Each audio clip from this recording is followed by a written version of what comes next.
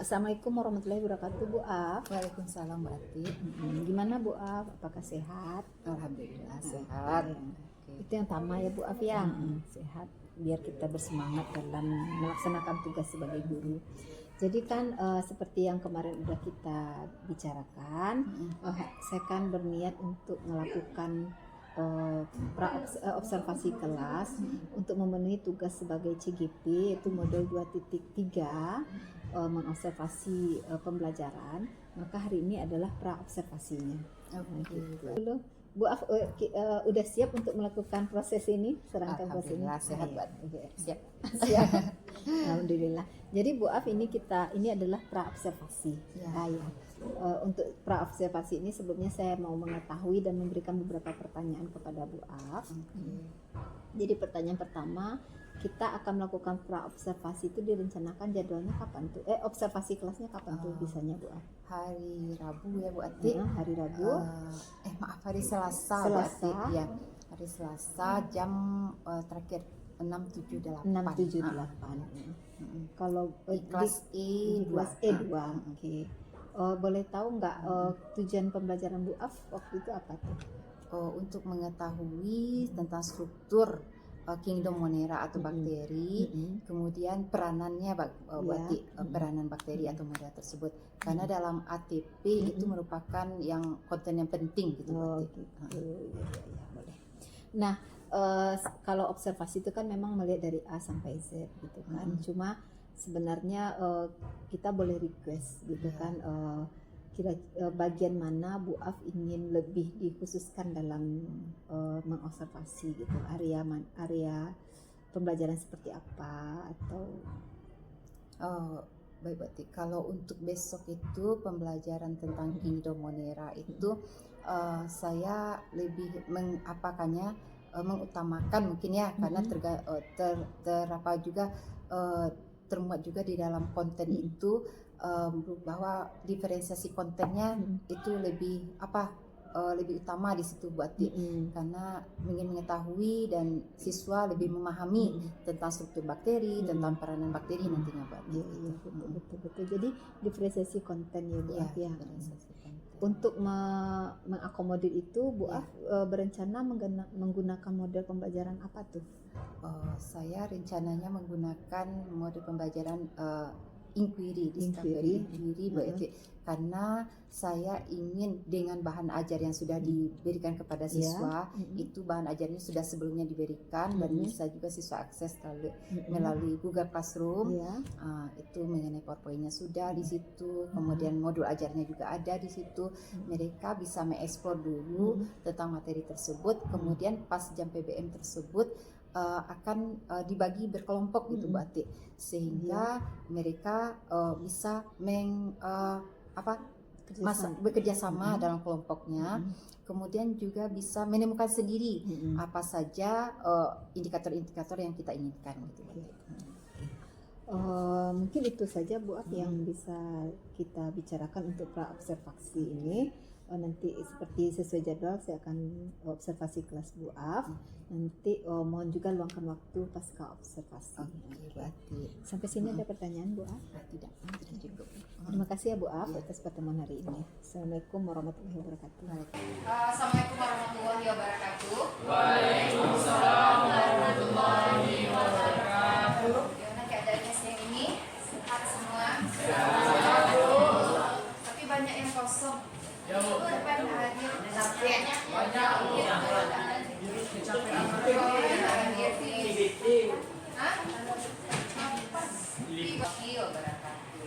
Oke, siang ini pembelajaran biologi. Kita lanjutkan dengan materinya, yaitu Kingdom Monera atau bakteri. Ya. Bagaimana perasaannya hari ini? Nah, sekarang apa coba di HP kamu di WA group buat emotikonnya gimana keadaan perasaannya hari ini. Ya tahu teman di sampingnya apakah sedang susah, sedih, senang. Tanya lagi. Ya, biasanya ngantukkan ulang enggak? Lanjut. Jadi kita mempelajari tentang Kingdom Monera atau bakteri.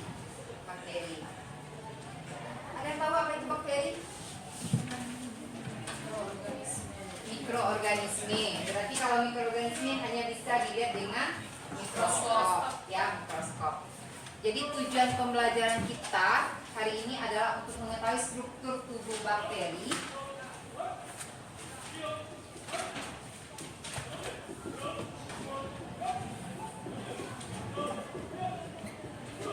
Yang kedua, peranan bakteri ya.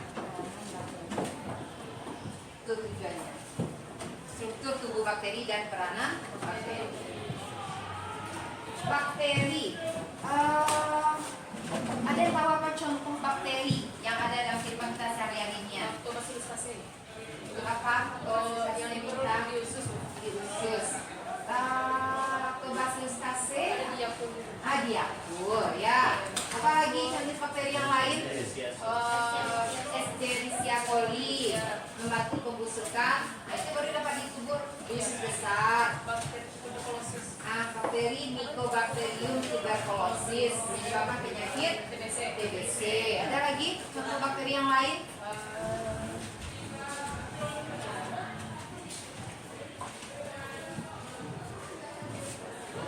Apa? Bakteri. Berarti bakteri tadi ada yang menguntungkan dan ada yang merugikan. Berarti menguntungkan itu digunakan umumnya untuk pembuatan pengolahan bahan makanan, ya, untuk antibiotik. Nah, contohnya penyakit tadi TBC. TBC itu bisa diobati dengan vaksinnya BCG. Jika BCG itu produk bakteri yang sudah direkayasa, ya, jadi mengenai bakteri, ya. Jadi bakteri tadi ada menguntungkan dan ada yang merugikan. Lanjut mengenai bakteri ini. Jadi bakteri tadi karena dia sangat kecil, ukurannya itu biasanya 0,5 sampai 1 mikron diameternya. Sedangkan panjangnya bisa 10 mikron. Dapat hidup di berbagai lingkungan tadi kan, bisa membantu pembusukan, itu berfungsi sebagai decomposer, menguraikan, ya. Kemudian bisa juga hidup sebagai parasit. Parasit menyebabkan penyakit kan? Penyakit, apakah bakteri hanya menyebabkan penyakit pada manusia? Mana lagi penyakitnya? Pada hewan bisa, pada tumbuhan juga bisa. Pada hewan contohnya rabies apa? Rabies virus. Dari sebelumnya itu ya. Bakteri antraks yang menyebabkan penyakit pada sapi, gila. Sedangkan yang pada tumbuhan juga ada ya bakteri yang menyerang tanaman tomat, gitu ya. Kemudian jika kondisi lingkungan buruk, beberapa bakteri membentuk spora. Jadi kayak gini, kondisinya tidak menguntungkan, maka dia mempertahankan diri dengan membentuk pelindung tubuhnya spora. Misalnya dia dimasukkan ke dalam, bakteri kan membantu pembusukan ya, pada daging, pada ikan. Kalau tidak dimasukkan ke dalam freezer kan terjadi pembusukan. Nah itu, jadi kalau waktu dimasukkan ke dalam freezer apa itu dia membentuk spora, bakterinya. Tapi kalau sudah dimasak sempurna berarti bakterinya akan mati. Ya, makanya kalau makan apa masakan itu misalnya daging, supaya pertumbuhan bakterinya tidak ada yang merugikan itu, maka dimasak sempurna seharusnya ya. Lanjut, dinding sel bakteri itu katanya terdiri atas peptidoglikan. Nanti kita lihat bakteri tersebut. Ini struktur tubuhnya, struktur tubuh bakteri. Oke, mungkin sudah mengetahui apa saja struktur tubuh bakteri. Siapa yang bisa mengisi ke depan nomor-nomor struktur tubuh bakteri? Ya, saja. Nah, kita isi ya. Berapa yang dapat struktur tubuh bakteri? Jadi bakteri itu kalau diperbesar seperti inilah morfologinya. Di sini aja. Ya, satu mungkin. Satu itu apa? Satu berarti lapisan yang merah ya. Lapisan yang merah.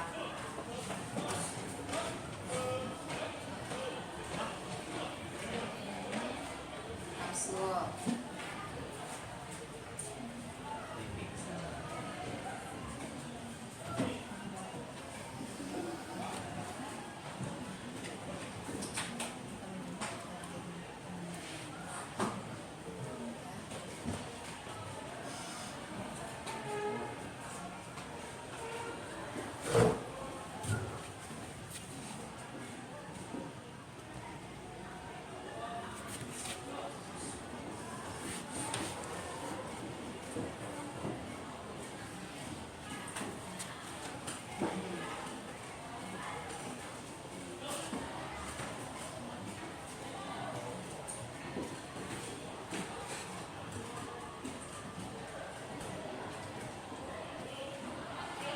coba yang lainnya lagi.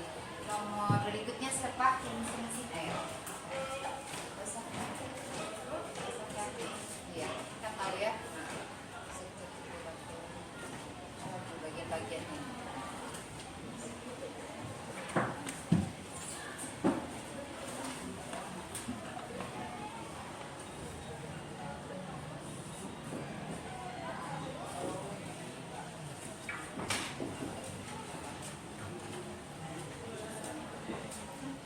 Biologinya, catatan biologinya dikeluarkan ya, nggak yang lainnya lagi disimpan oleh kalian.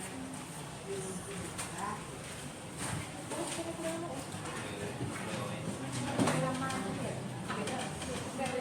Beda. Sampai 9. 9 itu apa? Nukleoid. Nah ya, yang pertama kapsul. Jadi pernah makan obat kayak tablet gitu, ada kan kapsul kayak plastik itu. Nah, kayak itu juga bakteri itu ada kapsul pelindung paling luarnya yang berfungsi untuk melindungi tubuh bakteri. Misalnya bakterinya ini kayak tadi menyebabkan penyakit TBC yang ada di dalam tubuh, maka kapsulnya itu dindingnya lebih tebal ya. Tapi misalnya bakterinya membantu pembusukan, misalnya kayak gini, pada makanan yang dibiarkan di tempat terbuka kan terjadi pembusukan. Kalau tidak dimasukkan ke dalam kulkas, nasi atau apalah gitu ya. Jadi itu terjadi pembusukan. Kapsulnya itu banyak mengandung lendir. Jadi makanya makanan yang berbakteri itu sudah berlendir, menyebabkan bau yang tidak sedap. Yang kedua itu adalah apa? Dinding sel. Dinding sel itu apa? Pelindung sel, ya, dan organel-organel sel di dalamnya. Sedangkan yang ketiga, yang hijau itu adalah membran sel atau membran plasma, boleh ya. Membran plasma itu tempat pertukaran zat, yang namanya membran masih pertukaran zat. Yang keempat itu adalah sitoplasma itu apa?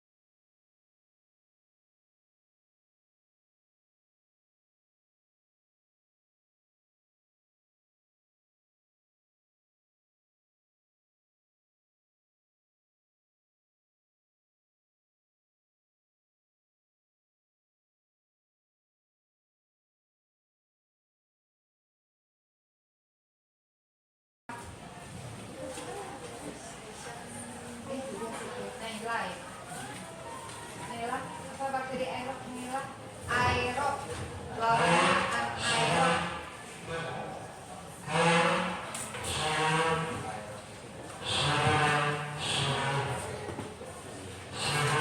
Butuh oksigen. Kalau anaerob tidak butuh oksigen bebas. Ya, nih bakteri aerob butuh oksigen, anaerob tidak butuh oksigen bebas.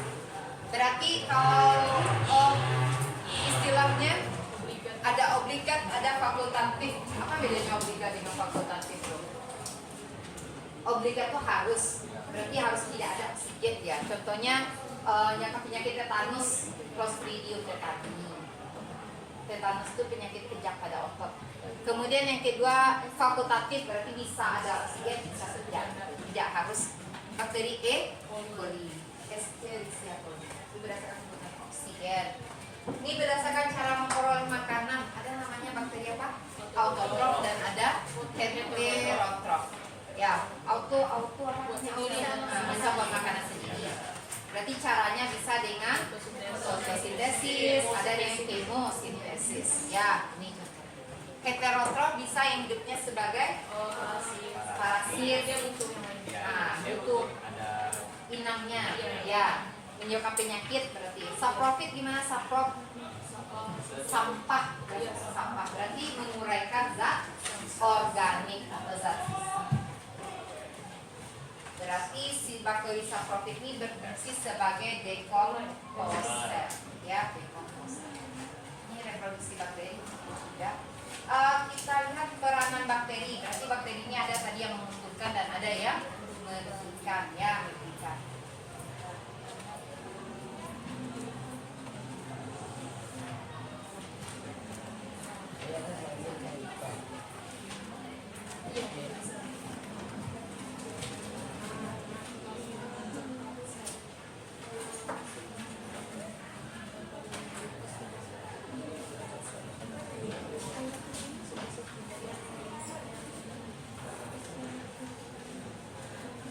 Ini kita lihat contoh peranan bakteri.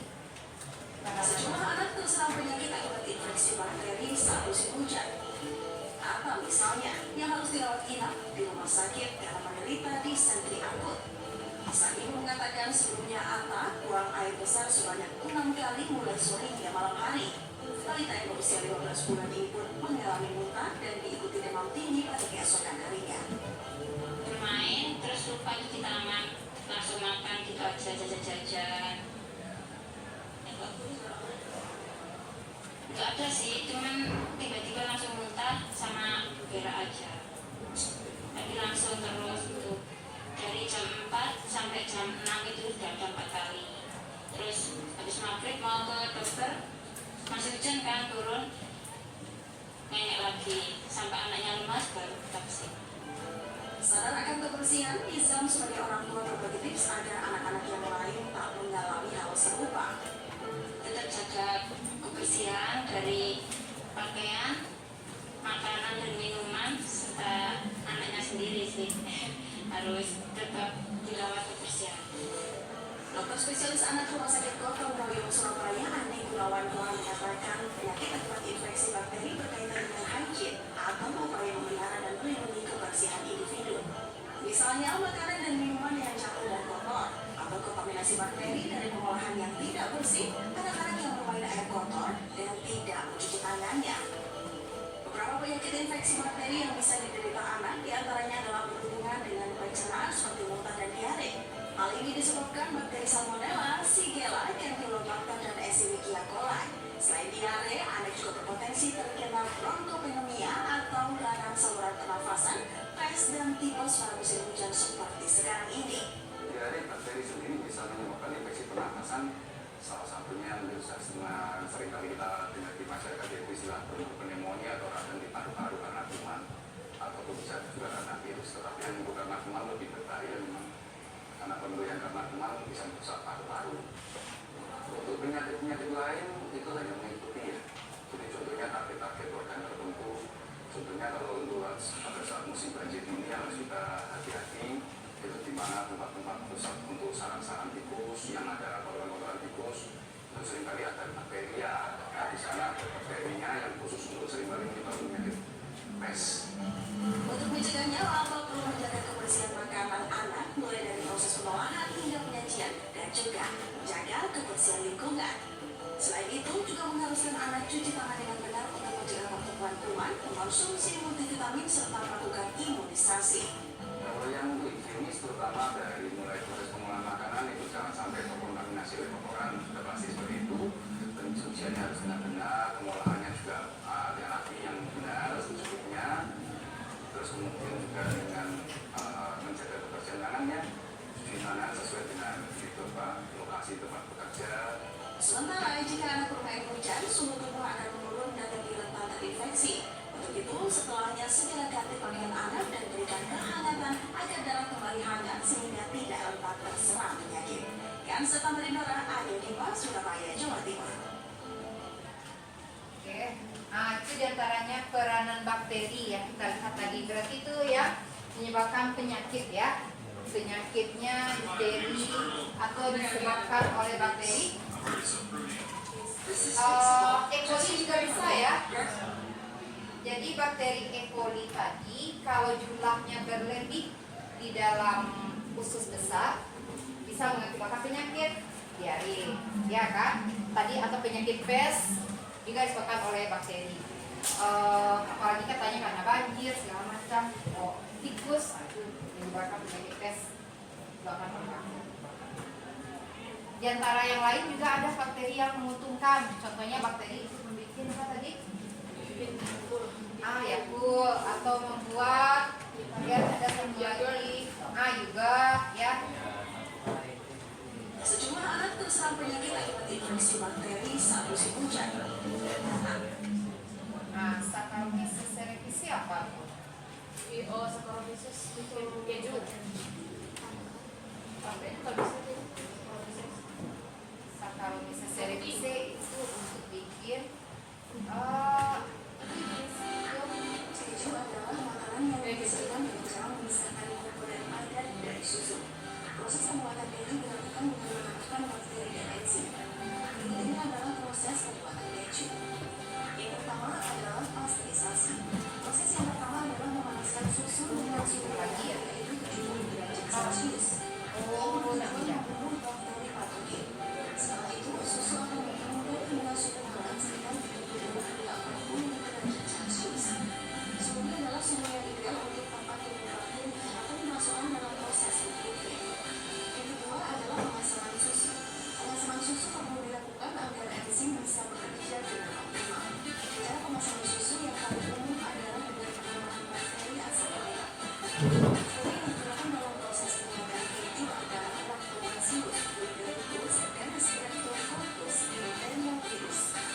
Peranan bakteri pada proses pembuatan keju adalah untuk menghasilkan proses glikolisis, yaitu proses mengubah laktosa menjadi asam laktat, asam asetat, atau dioksiasam laktat, asamat. Asam ini akan membuat pH susu menjadi turun dan lebih asam. Selain itu, bakteri juga akan memberikan karakter rasa dan tekstur yang berbeda pada keju. Oleh karena itu, jika bakteri yang digunakan berbeda, maka rasa dan tekstur keju juga akan berbeda. Yang ketiga adalah penambahan enzim Rennet. Enzim Rennet akan membuat susu mengalami koagulasi atau pengubahan susu. Setelah susu dicampur rata dengan Rennet, susu akan mulai mengental pada menit 15 sampai 30. Setelah susu mengalami koagulasi menjadi cool, maka susu akan kembali dipanaskan hingga 38 derajat Celcius. Proses ini bertujuan untuk memisahkan kulit dari cool. Yang keempat adalah pematangan keju. Selanjutnya adalah proses pematangan keju sesuai dengan macam-macam jenis keju. Misalnya ada tipe keju tertutup, keju terbuka, atau salah satu yang umum di Indonesia adalah keju cheddar yang membutuhkan tambahan garam. Keju kemudian akan disimpan berdasarkan jenisnya hingga waktu yang diinginkan. Beberapa jenis keju bisa disimpan dalam hitungan bulan, ada juga yang bisa disimpan hingga bertahun-tahun.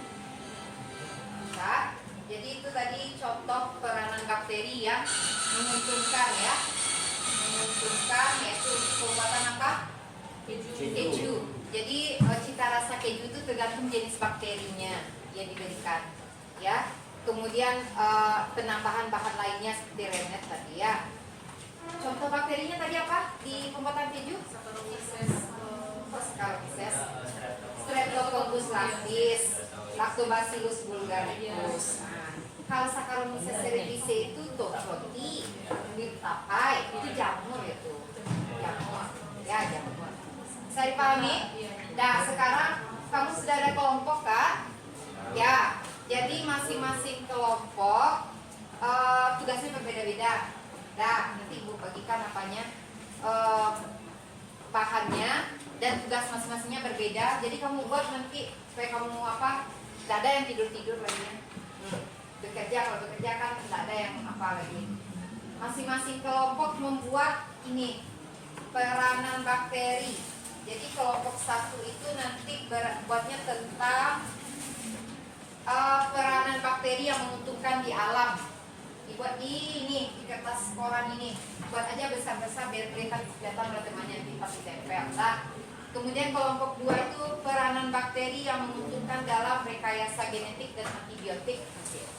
Ya, kelompok 1 siapa? Masih ingat kelompok 1? Satu orang aja. Ada. Kelompok 2 satu orang. Siapa banyak yang hadir Pak kamu? Siapa kelompok 2? Kelompok 1 itu. Ada ya. Masih ingat kan? Kelompok 3 siapa?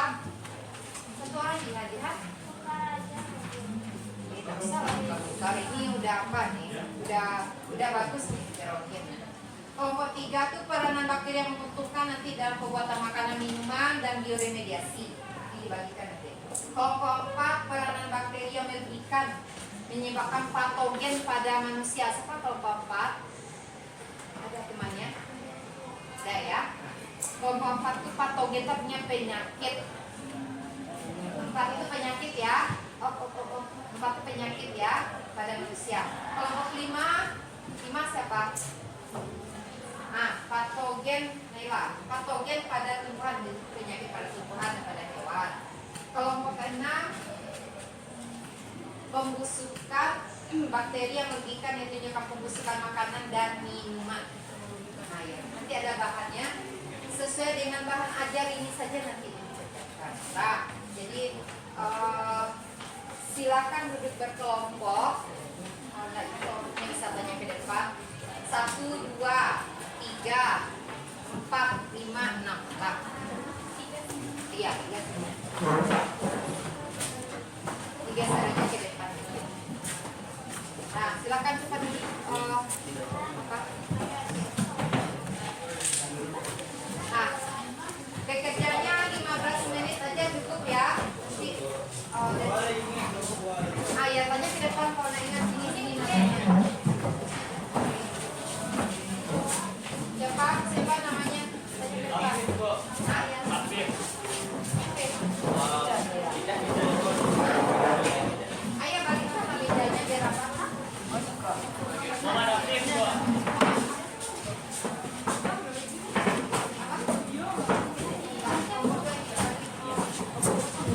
Payah apa?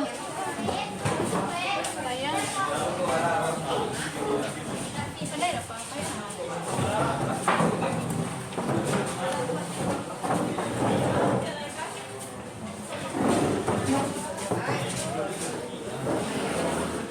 Dari siapa? Ayah potong-potong ke kelompok ya. Kuliah. Kuliah.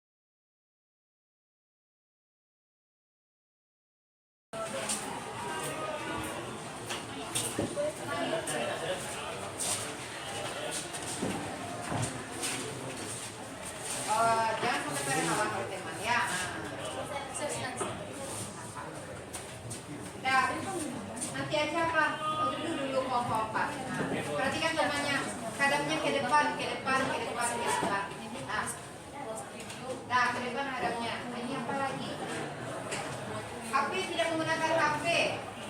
Udah? Oh, apa?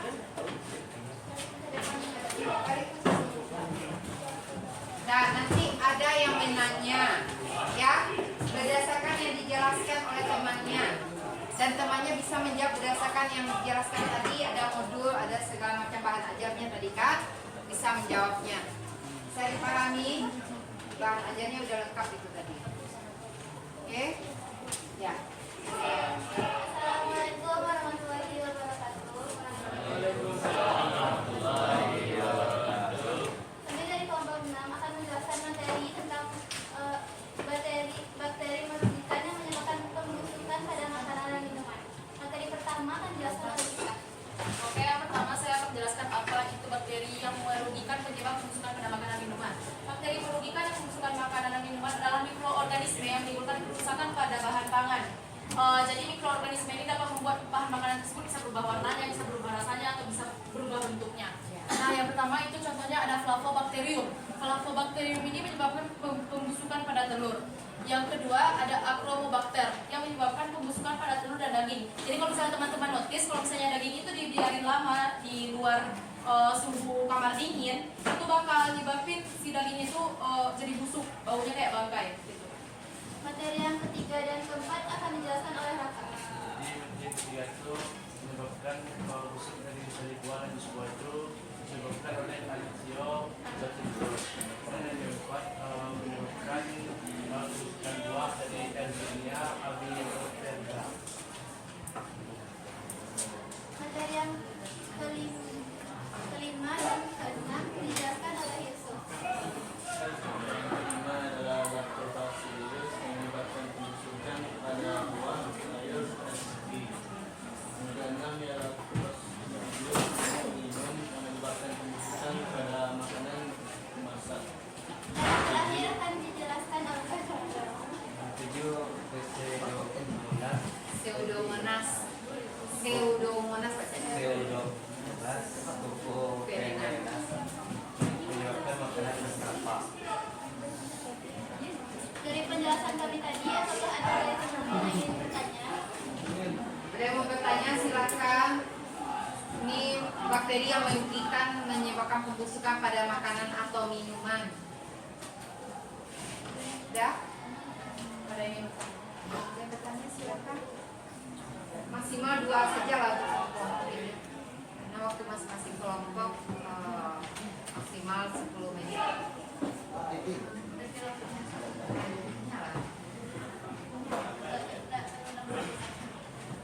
Yang mana? Pseudomonas cocoperennials menyebabkan pembusukan pada makanan berkelapa.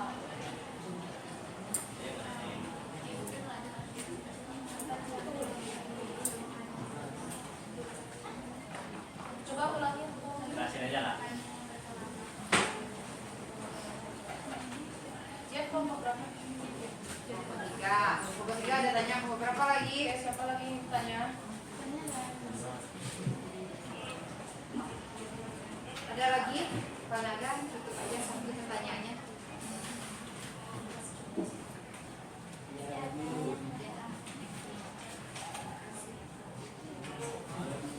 Oke, ini udah nggak ada lagi. Iya. Oke, saya akan menjawab pertanyaan dari Jihan kelompok 3. Apa saja contoh makanan berkelapa? Itu bisa saja contohnya seperti nata de coco atau kayak segala makanan yang ada unsur kelapa, misalnya sari roma kelapa pun juga bisa. Yang bisa dibusukkan oleh Pseudomonas cocoperennials. Sekian dari kelompok kami, terima kasih yang telah mendengarkan. Assalamualaikum warahmatullahi wabarakatuh. Waalaikumsalam. Divisi sedikit ya. Tadi judulnya peranan bakteri yang merugikan menyebabkan pembusukan pada makanan dan minuman. Berarti maksudnya apa tuh? Bakterinya itu membantu pembusukan pada makanan. Berarti merugikan, tidak? Merugikan. Ini misalnya Flavobacterium pada telur yang sudah lama itu, nah, ya tidak layak konsumsi lagi. Nah, Flavobacterium. atau Achromobacterium. Ini pada telur, pada daging juga bisa bakterinya. Kemudian Lactobacillus bisa mengakibatkan kerusakan pada buah-buahan, sayuran, itu bakteri merugikan. Tidak ada lagi yang nggak HP. Clostridium botulinum itu pada makanan kaleng. Jadi contohnya apa makanan kalengnya? Kayak jagung dalam kaleng itu. Masak dalam kaleng atau masak Sarden. Nah, sarden ya, makanya sarden. Sarden itu kalau sudah penyok kaleng itu jangan dibeli karena bakterinya itu mengakibatkan pembusukan pada makanan kaleng pada sarden itu. Ya, apa aja sedikit nggak boleh dikonsumsi. Karena kan baiklah kalengnya dari apa? Kan logam. Dari kemudian bakteri di sana kan penyakit. Nama bakterinya Clostridium botulinum. Jadi kalau susah konsumsi yang kayak itu, makanan kalengnya nggak boleh dikonsumsi kalau udah rusak kemasan kalengnya. Ya, saya dipahami. Lanjut, beri hapus untuk kelompok 1. Berapa aja? 5. 6. Tadi 6 ya 5 lagi.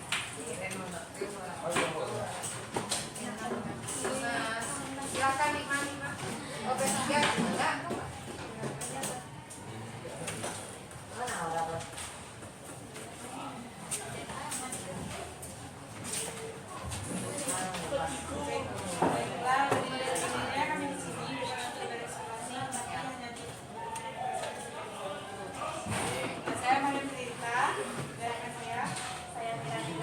Saya Muhammad Abdul Latif. Kami dari kelompok 5 tentang makanan sendiri kami yang akan disampaikan oleh Naila. Peranan bakteri yang merugikan. Patogen pada tumbuhan. Patogen pada tumbuhan adalah organisme hidup yang mayoritas bersifat mikro dan mampu menimbulkan penyakit pada tumbuhan. Nama spesiesnya yaitu adalah Pseudomonas bacteria yang menyebabkan penyakit pada anggrek. Yang kedua adalah Pseudomonas solanacearum yang penyakit pada pisang dan terung. Yang ketiga ada Xanthomonas oryzae, penyakit pada padi-padian. Dan yang keempat ada Xanthomonas campestris yang berpenyakit pada kubis. Dan yang kelima ada Agrobacterium tuberculosis yang berpenyakit pada tumbuh-tumbuhan. Selanjutnya patogen pada hewan yang akan merupakan reaktif. B. Patogen pada hewan. Agen biologis yang menyebabkan penyakit pada hewan termasuk bakteri, virus, jamur, parasit, dan prion. Nama spesies Bacillus anthracis. Penyakit pada anggrek. Mycobacterium. Kalau C ganti dengan K ya, Mycobacterium. Mycobacterium bovis. Penyakit kaki dan kuku pada hewan. Ya. Mycobacterium avium. Penyakit pada unggas.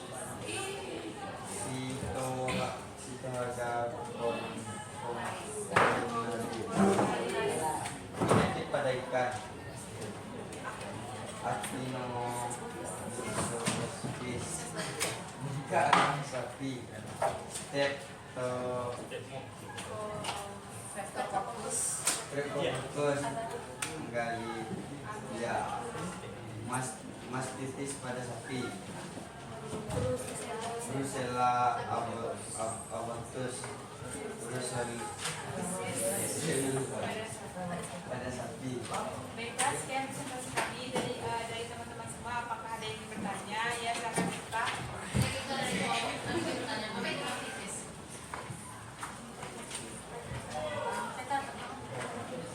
Silakan Madi.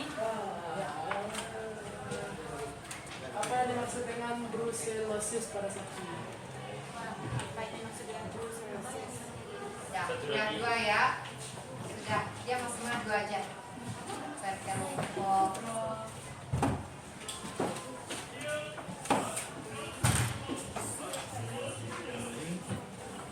Saya akan menjawab pertanyaan dari kita. Apa itu mastitis? Jadi mastitis sendiri merupakan peradangan dari jaringan indera kelenjar tisu yang disebabkan oleh agen infeksius, toksin serta faktor traumatik. Salah satu penyebab terjadinya mastitis pada sapi adalah dikarenakan rendahnya higienitas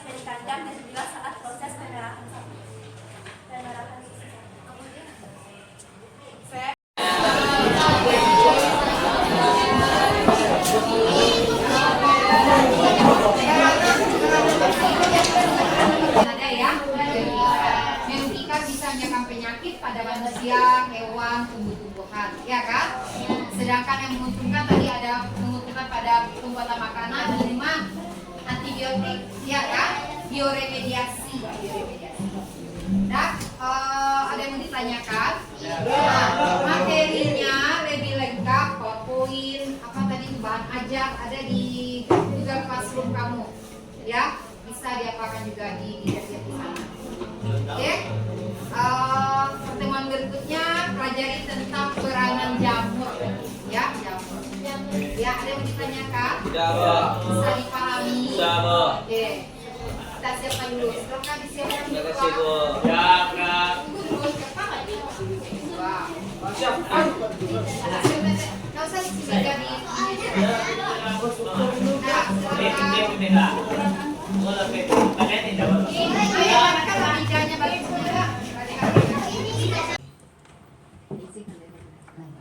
Assalamualaikum warahmatullahi wabarakatuh, Bu Af. Waalaikumsalam, Bu Ati. Alhamdulillah ya Bu Af ya, sesuai rencana kita kemarin kita sudah melewati fase praobservasi, kemudian udah mengobservasi Bu Af dalam mengajar sesuai dengan tujuan kemarin kan. Bu Af ingin dilihat lebih spesifik tentang diferensiasi konten yang Bu Af coba terapkan di kelas. Oke. Nah kan dari perjalanan Bu Af mengajar dari mulai pendahuluan sampai penutup itu apa saja yang Bu Af rasakan sudah dilakukan dan itu menjadi indikator ketercapaian pengembangan yang ingin dicapai sesuai dengan praobservasi kita saat itu.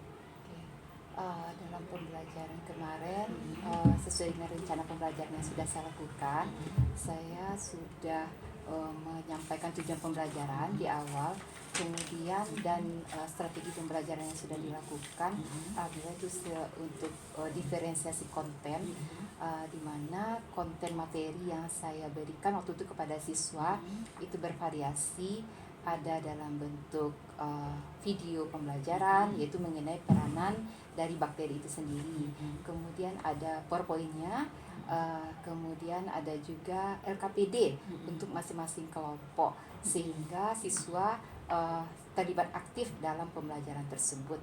Itu berarti.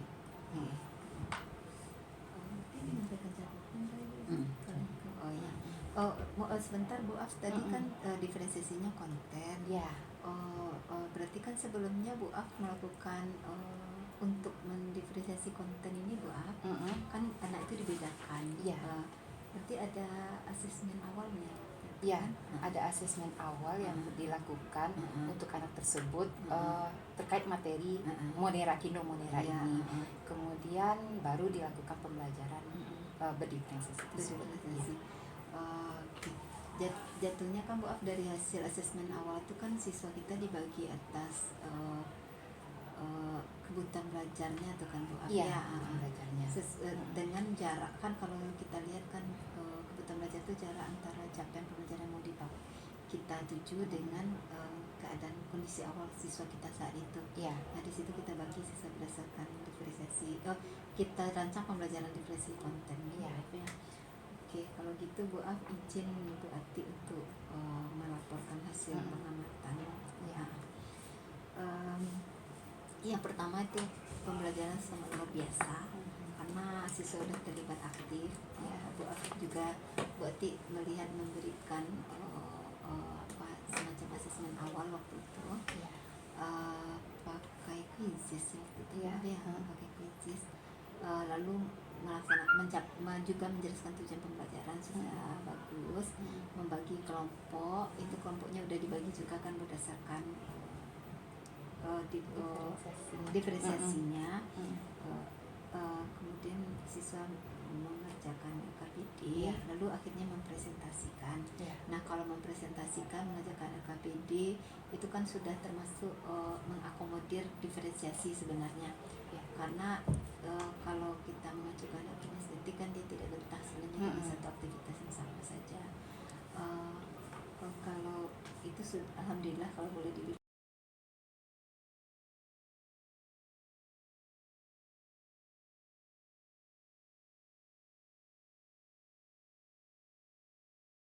itu atas S3 aja kan kebutuhan belajar yang tinggi. Dalam artian kebutuhan belajar yang tinggi ini sebenarnya lebih ke arah butuh perhatian lebih sama yang ada siswa yang secara waktu asesmen awal dia sudah memenuhi semua unsur prasyarat kan Bu. Itu kan sebenarnya masih udah bisa kita lepas untuk pembelajaran mandiri. Mungkin kedepannya Bu Af agak lebih memberi perhatian lebih, kan itu gunanya misalnya kita bikin LKPD gitu ya Bu Af ya, sehingga siswa yang udah katakanlah dia sudah bisa mandiri belajar dan punya pengetahuan awal yang sudah cukup, dia bisa mengikuti pembelajaran kita. Jadi mungkin Bu Ati kasih sarannya untuk pembelajaran berikutnya di saat yang lain sudah apa itu bahasa kitanya ya, sudah selesai atau sedang PBM itu berlangsung, Bu Af mungkin mendekati beberapa anak yang saat asesmen awalnya masih kurang gitu. Disitulah tunjangan yang kita berikan kan support kepada mereka, karena mereka sebenarnya bisa tapi mungkin mereka butuh perhatian lebih ketimbang siswa yang lainnya.